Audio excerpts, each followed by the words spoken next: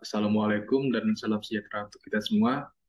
Di sini saya akan mempresentasikan sidang sarjana saya dengan judul Kajian Optimasi Pondasi Tiang Pancang dan Pondasi Tiang Bor pada Proyek Pembangunan Rumah Sakit Baru Siantan Kota Pontianak. Pertama-tama, saya ingin berterima kasih pada dosen pembimbing utama saya, yaitu Ibu Vivi Baktiar STMT, dan dosen pembimbing kedua saya, yaitu Bapak Dr. Insinyur Eka Priyadi MT, bersama tim dosen penguji, yaitu dosen penguji utama saya adalah Bapak Dr. Renat Insinyur RM Musamaji MTIPU, dan dosen penguji kedua saya adalah Bapak Dr. Insinyur Aprianto MSc.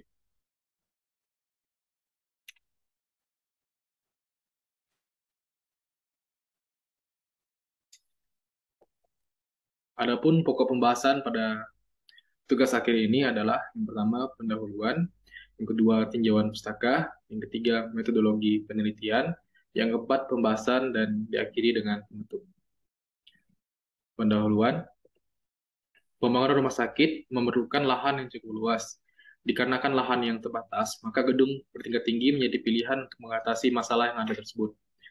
Kondisi tanah yang lunak mengakibatkan tanah keras yang dapat memikul beban bangunan terdapat pada kondisi yang dalam. Maka, pondasi dalam menjadi solusi dalam pemilihan pondasi yang digunakan. Pada proyek pembangunan Rumah Sakit Baru Siantan Kota Pontianak, yang berlokasi di Jalan Katulistiwa, Pontianak Utara, Pontianak, Kalimantan Barat, menggunakan pondasi tiang panjang mini pile dimensi 25 cm kali 25 cm dengan panjang tiang 6 meter yang terpanjang sedalam 33 meter. Berdasarkan data sekunder yaitu gambar kerja proyek, proses pemancangan mini pile dapat mengakibatkan kerusakan bangunan sekitar akibat getaran dari mesin pemancang dalam proses pemancangan. Selain itu, penggunaan pondasi tiang pancang yang banyak dapat menyebabkan heaving pada tanah, yaitu naiknya permukaan tanah diakibatkan permukaan tanah sekitar mengalami kenaikan. Sehingga dalam penelitian ini dilakukan kajian ulang perencanaan pondasi dengan membandingkan pondasi tiang pancang dan pondasi tiang bor dengan diameter yang sama, yaitu 40 cm dan 50 cm, dengan menggunakan data sekunder berupa data penetration test CPT, standar penetration test SPT, dan gambar kerja proyek untuk mengetahui pondasi mana yang lebih optimal dari segi daya dukung dan banyaknya tiang yang digunakan. Berikut merupakan kondisi lapangan, lokasi penelitian, dan denah titik pondasi. Adapun tujuan penelitian pada tugas akhir ini adalah yang pertama membandingkan optimalisasi antara pondasi tiang pancang dan pondasi tiang bor. Yang kedua menghitung daya dukung pondasi tiang pancang dan tiang bor berdasarkan data standar penetration test SPT. Yang ketiga mengetahui penurunan yang terjadi berdasarkan perhitungan analitis dan program Paksis versi 8.6. Adapun pembatasan masalah pada tugas akhir ini adalah sebagai berikut. Yang pertama, perhitungan pondasi dilakukan pada pembangunan rumah sakit baru Siantan Kota Pontianak. Yang kedua, data yang digunakan adalah data uji lapangan, institut tes berupa data standar penetration test, SPT untuk perencanaan pondasi, serta gambar rencana soft drawing. Untuk perhitungan struktur atas yang didapat dari pihak konsultan dan kontraktor pembangunan rumah sakit baru Siantan Kota Pontianak. Perhitungan struktur atas menggunakan program ETAPS versi 2018. Analisa perhitungan dilakukan berdasarkan studi literatur, peninjauan hanya dilakukan pada bangunan utama, tidak memperhitungkan beban groundwater tank yang ada di lantai 1. Pemilihan pondasi dilakukan dengan membandingkan penggunaan tiang panjang spoon pile diameter 40 cm, 50 cm, dan tiang bor diameter 40 cm, 50 cm. Tidak melakukan uji laboratorium terhadap sifat fisis maupun mekanis tanah. Tidak melakukan penelitian langsung di lapangan, analisa perhitungan yang dilakukan berdasarkan studi literatur. Dalam menghitung daya dukung tiang panjang berdasarkan data SPT menggunakan metode Biller et al. 1985 dan Brown 2001, serta dibandingkan dengan metode yang sering digunakan yaitu metode Meyerhoff 1976. Analisa daya dukung tiang bor berdasarkan data SPT untuk menghitung daya dukung ultimate tiang menggunakan metode Aoki dan Veloso tahun 1975, serta Lopez dan La Profitera tahun 1988, serta dibandingkan dengan metode yang sering digunakan yaitu metode Meyerhoff 1976. Metode yang sering dipakai di lapangan yaitu metode Meyerhof 1976 hanya sebagai pembanding dan tidak digunakan dalam tahap perhitungan berikutnya. Perhitungan pondasi meliputi daya dukung pondasi, bentuk dan dimensi pondasi, jarak antar tiang, serta penurunan seketika dan penurunan konsolidasi primer. Analisa perhitungan stabilisasi tanah tidak dilakukan, pengaruh pondasi dalam terhadap bangunan di sekitarnya tidak dianalisa. Model tanah yang digunakan pada program Paksis Persi 8.6 adalah tanah morfolog. Masuk ke bab 3 yaitu metodologi penelitian. Berikut merupakan denah pondasi yang dilingkari merah adalah titik pondasi yang akan ditinjau yaitu pada titik pondasi B8. Berikut merupakan data karakteristik tanah berdasarkan data penetration test yaitu CPT. Dapat dilihat untuk grafik perbandingan KIC dan kedalaman untuk data CPT. Dan berikut ini adalah karakteristik tanah berdasarkan data standar penetration test, yaitu ada 3, ada DB1, DB2, dan DB3. Dan berikut merupakan data grafik untuk perbandingan nilai NSPT terhadap kedalaman. Dapat dilihat bahwa DB03 memiliki sifat tanah yang pesimis jika dibandingkan dengan data DB01 dan DB02. Dari kurva tersebut, penulis mengambil kesimpulan bahwa data yang digunakan dalam analisa daya dukung pondasi adalah data DB03. Parameter korelasi untuk program Paksis Persi 8.6, yaitu antara lain kohesi, sudut geser dalam, Poisson ratio, modulus elastisitas, sudut dilantasi, berat volume tanah. Data-data di atas dapat dari hasil korelasi dan tanpa adanya uji laboratorium. Berikut ini adalah gambar untuk diagram alir penelitian. Masuk ke tahap pembahasan.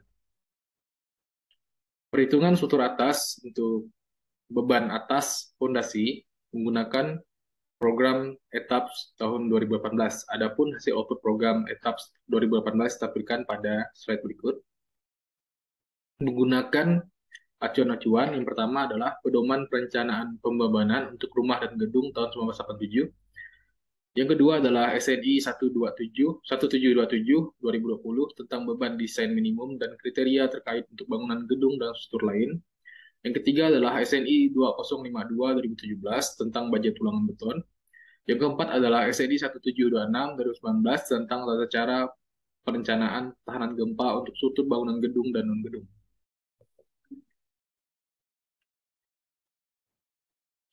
Dapat dilihat bahwa titik yang dipilih adalah pada nomor 26, yaitu titik B8. Titik yang dipilih untuk tinjau adalah B8, dikarenakan memiliki beban yang paling besar di antara titik yang lain.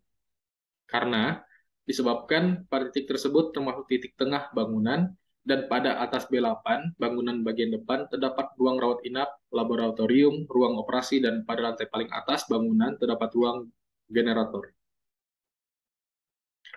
Berikut merupakan analisa daya dukung tiap panjang berdasarkan data uji lapangan.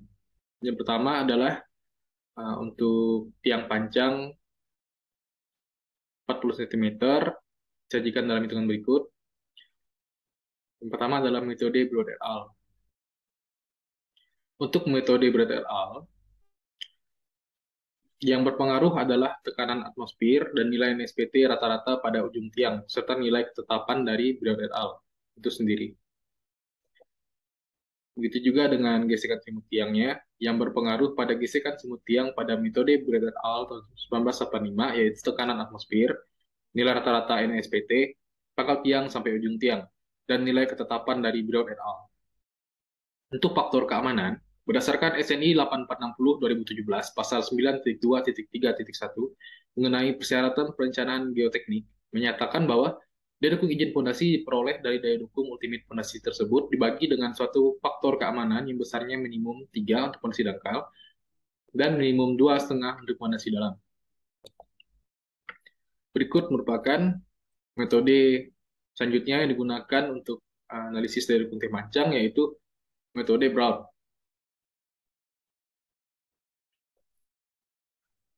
yang berpengaruh untuk perhitungan daya dukung tahanan ujung tiang.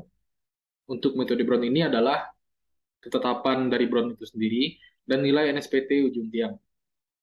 Untuk tahanan selimut tiang, pada metode Brown ini yang berpengaruh pada gesekannya adalah nilai koefisien yang diberikan oleh Brown dan nilai NSPT rata-rata dari pangkal hingga ujung tiang. Yang selanjutnya adalah metode Merhoff. Ini merupakan metode pembanding untuk analisa daya dukung tiang panjang berdasarkan data uji lapangan. Menggunakan metode Merhoff karena metode Merhoff ini sering digunakan di lapangan.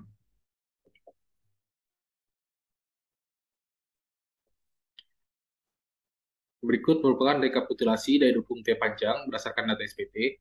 Bisa dilihat bahwa metode Merhoff menghasilkan terkecil, tetapi karena dia adalah sebagai metode pembanding saja, maka yang digunakan adalah metode Brown 2001 dengan nilai daya dukung izin KIOL sama dengan untuk spoon pile 40 cm adalah 856,559 kN dan untuk spoon pile diameter 50 cm daya dukung izin KIOL yang dihasilkan adalah 1118,299 kN.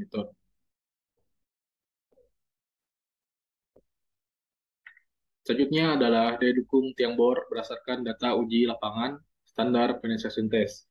Yang utama adalah metode Aoki dan Peloso tahun 1975. Untuk metode Aoki dan Peloso yang berpengaruh pada perhitungan tahanan ujung tiang adalah koefisien reduksi NB, nilai rata SPT yang diambil 10B di atas ujung tiang dan 4B di bawah ujung tiang, serta nilai tekanan atmosfer. Jadi, jika semakin besar nilai NSPT, maka tekanan ujung tiang semakin besar. Dan ini perhitungan untuk gesekan semut tiang bor yang berpengaruh juga sama, yaitu koefisiennya dari Brown dan juga tekanan ujung NSPT dan juga tekanan atmosfer. Selanjutnya adalah metode Lopez dan La Profitera untuk tiang bor berdasarkan data SPT. Sama juga yang berpengaruh adalah koefisien reduksi, di mana koefisien reduksi untuk tiang bor sebesar 0,5.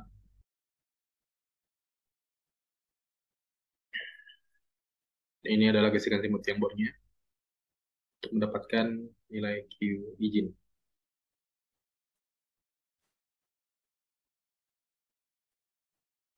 Analisa daya dukung tiang bor berdasarkan data uji lapangan. Pertama, kita tinjau metode Merhoff. Ini merupakan metode yang sering digunakan di lapangan sebagai pembanding. Dan berikutnya adalah rekapitulasi daya dukung tiang bor berdasarkan data SPT. Bisa dilihat bahwa metode Lopez dan La Profitera menghasilkan daya dukung izin terkecil dari metode lainnya, yaitu sebesar 342,262 daya dukung izin untuk profil 40 cm dan 439,508 daya dukung izin profil diameter 50 cm. Berikut merupakan tabel untuk analisa daya dukung loh tiang yang telah dilakukan. Bisa dilihat bahwa untuk tiang panjang dimensi 40 cm menghasilkan 6 buah tiang panjang. Untuk tiang panjang dimensi 50 cm menghasilkan banyak tiang desain 4 buah. Untuk tiang bor masing-masing untuk tiang bor diameter 40 cm menghasilkan tiang panjang 12 buah dan untuk tiang bor diameter 50 cm menghasilkan banyak tiang desain 9 buah. Dan semuanya dapat mendukung beban atas dengan kita bisa lihat di tabel berikut itu di bagian keterangan ini bahwa K-etaps kurang daripada UG dan dinyatakan oke untuk menahan beban struktur atas. Berikut merupakan grafik daya dukung intimidasi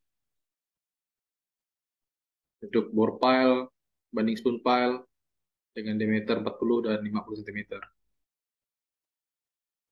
Dari grafik di atas kita bisa simpulkan berdasarkan daya dukung dan juga jumlah tiang yang didapat bahwa spoon pile lebih unggul dalam daya dukung fondasi dibandingkan bore pile pada kedalaman dan ukuran yang sama. Berikutnya kita masuk ke penurunan tiang. Untuk penurunan tiang ini, yang ditinjau hanya tiang panjang spoon pile, dikarenakan tiang bor tidak optimal untuk bangunan rumah sakit kesehatan, akan dilanjutkan untuk perhitungan penurunan untuk yang optimal saja, yaitu spoon pile 40 cm dan spoon pile 50 cm. Berikut merupakan penurunan elastis tiang tunggalnya, menghasilkan 5,90 mm untuk penurunan elastis tiang tunggal, spoon pile 40 cm. Berikut merupakan penurunan tiang untuk penurunan elastis kelompok tiang. Bisa dilihat bahwa pada titik pondasi B8, dimensi pondasi tiang panjang spoon pile 40 cm menghasilkan penurunan elastis kelompok tiangnya 17,71 mm, dan untuk spoon pile diameter 50 cm menghasilkan penurunan elastis kelompok tiangnya adalah 16,304 mm. Berikut merupakan tabel hasil parameter kalkulasi untuk program PASIS dan analisa penurunan konsolidasi. Yang pertama adalah penurunan konsolidasi. Berikut merupakan perhitungan penurunan konsolidasi.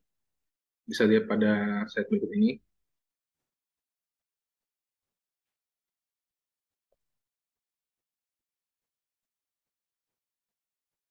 Untuk tiang panjang spoon pile, diameter 40 cm, menghasilkan penurunan pondasinya adalah 109,921 mm.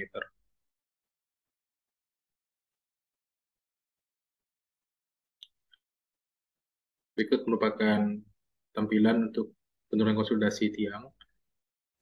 Untuk tiang panjang diameter 40 cm dan tiang panjang diameter 50 cm.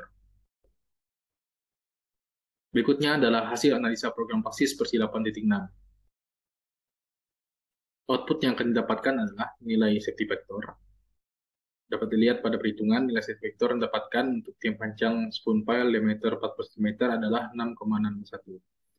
Dan untuk total displacement yang didapatkan adalah 86,23 mm. Untuk melakukan rekapitulasi, untuk spoon pile 40 cm dan spoon pile 50 cm berdasarkan program PASIS versi 8.6. Untuk keseluruhan rekapitulasi penurunan tiang terdapat pada tabel berikut.